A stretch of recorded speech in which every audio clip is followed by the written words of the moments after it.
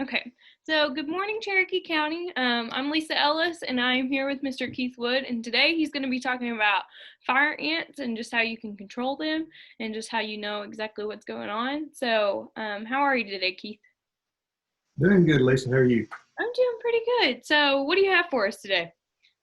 We're going to talk a little bit about fire ants. We get questions from time to time, and they're getting, some places getting to be a pretty big problem, especially around playgrounds where kids are around playing, and also it can be harmful to livestock. And of course, people out in gardens and yards and things, they can get stung by them. So, I wish they weren't here. They weren't here 50 years ago, but they are now. Yeah, and they're pesty little things too, aren't they? Yeah. Yeah. So, yeah.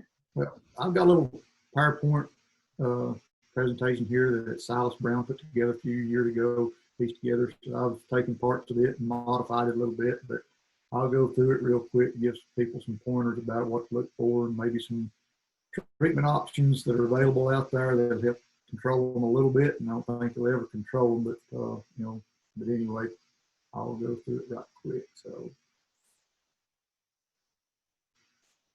started on the wrong slide here, but anyway. All right. Can you see that okay now, Lisa? Yes, I can. All right, it's just the one screen, is that correct? Yes. So we got, and of course it's red imported fire ants is actually the technical name for it, so it's, and we got I always like acronyms and government agencies, so it's RIFA for short. So a little bit about the habitat, they like warm, sunny areas. You'll see them at base of trees, cement slabs, curbs, things like that. Kind of a dome-shaped nest, or once you see one, you'll know what it is more or less. But anyway, our native ants, the mounds don't get anywhere near that big. Just kind of a little, looks like a little small volcano what our native ants will have. But anyway, if they're in clay soil, they'll be circular. Sandy soils kind of go everywhere. So most of our soils are clay anyway. But anyway, no particular central opening to them. There's several openings to these mounds. And of course, the bigger the colony, the bigger the mound's going to be. Here we'll see them a lot of times along the edge of driveways or curbs or concrete walkways and things. The reason why is probably they like to, their nest will probably go under that concrete or under it, and it kind of helps protect them a little bit in the wintertime also from other predators that might be trying to get to them. One way you can identify them is they are aggressive. You happen to touch that mound or whatever, they're going to come out of there and they're going to be in a hurry and they're going to try to get whatever messed the mound up. So they are aggressive. And the way a colony begins, you've got a newly mated queen, and she'll lay about a dozen eggs, and then she'll hatch those eggs about 10 days later, and she'll actually feed them herself, And once the colony gets started, the queen is fed by the worker ants, and she'll lay about 800 to 1,000 eggs a day, and of course about 10, 9, 15 days later, you'll have some adults out there. And this is one reason why the baits seem to work a little bit better than some of the mound treatments or the contact type killers, is because the workers will pick up out foraging the baits and they'll come in and feed the queen. And you've got to kill the queen to kill the colony. So, it may take a little while. That's one of the disadvantages of the baits. It does take a little bit longer for it to act to kill out the whole colony. But anyway, it is probably the most effective way to do that. And there can be up to 500,000 workers in a colony, and some of them can be formed as be several hundred queen forms and queens and things like that. And that's one reason why when you disturb a mound, you might have another one pop up right beside it. Those other queens or the queen that was in that one, they'll move it over to another place. So you may think you've killed a mound out, or it's actually just moved on you. Anyway, the queens can live about 7 years or longer, and the worker ants about 5 weeks in the summer. Kind of similar to honeybees on that. The queens, honeybees, expect about 3 or 4 years, but the workers just last about a season, is about it. Colonies, they're very adaptable. You can't even drown them out. Places where there's floods and stuff like that, they'll just get on top of each other, float around until they find something to cling to, and then they'll go start another colony somewhere else. And these mounds can be active forever, basically. Nothing ever bothers them or whatever, there can be an active mound there for now on. Some of the impacts you got on humans, of course, they can sting repeatedly. They don't send the signal before they do this, and once they get on something, the vibrations can cause them to sting. The active ingredient or the toxin that they have is called solanopsin, I think is what you say that. And anyway, it's toxic to cells, and it's some people really hypersensitive, and it can cause you to stop breathing. And that's one reason why some people have to seek medical attention if they're highly allergic to that. In the landscape, of course, mainly unsightly. It can mess with lawnmower, you'll hit them, dust fly everywhere. If that dust has got ants in it, gets on you, of course, you're going to get stung. Golf courses, if you happen not to see it, be playing, they'll crawl up your shoes and on your legs and go sting you.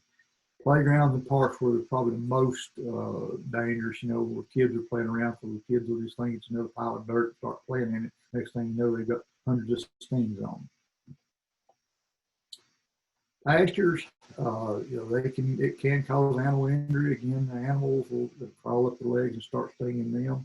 You'll get hay production loss. Of course, in vet costs if it gets real bad.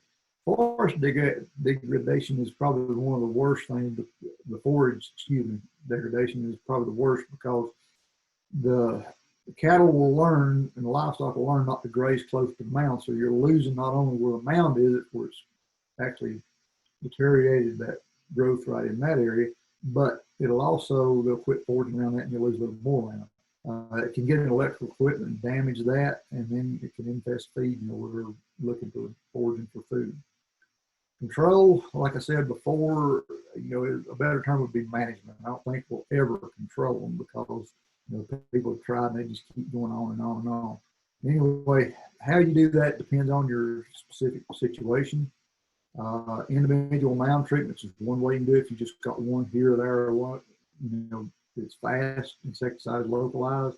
Some of the disadvantages are a little more expensive. It's labor intensive, and only on the mounds that you see. There may be some out there that you don't see that won't get treated. Broadcast baits, it's less labor, less expensive, as those previous pictures that I showed before.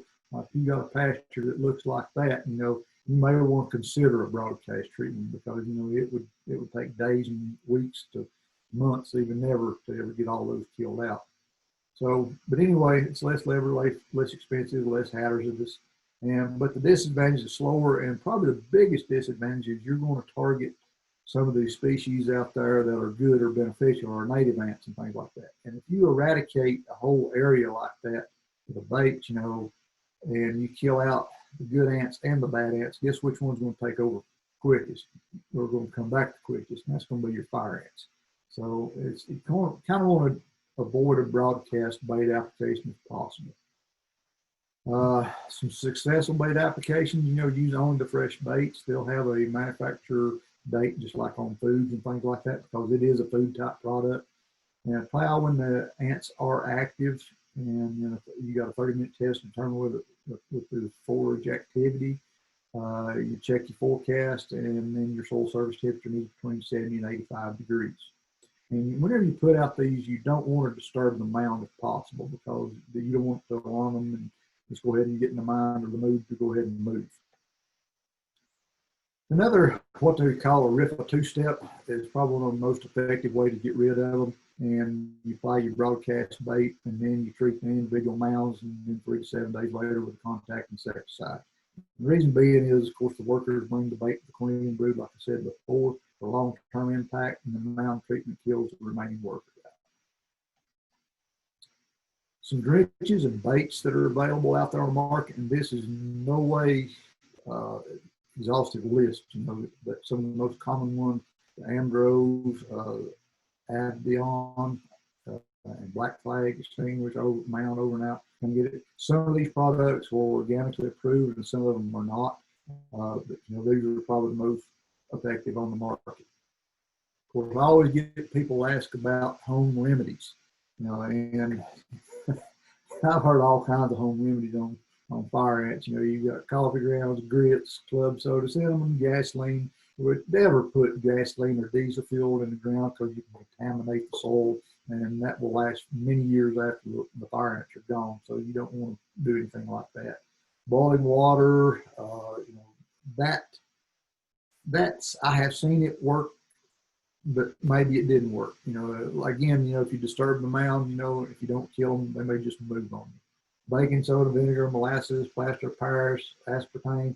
I've seen people, even some of the YouTube videos where people take and melt aluminum and pour it down through there and make the neatest looking sculpture. I don't know that it kills the fire ant mound out, but it makes some real nice sculptures. Probably it does destroy the mound because they go dig it up anyway, but I doubt it gets rid of the ants themselves. So anyway, these, if you've had success, consider yourself lucky or whatever. Most of them don't work, or if the home remedies work, you wouldn't have the other products out there on the market. So I look at it.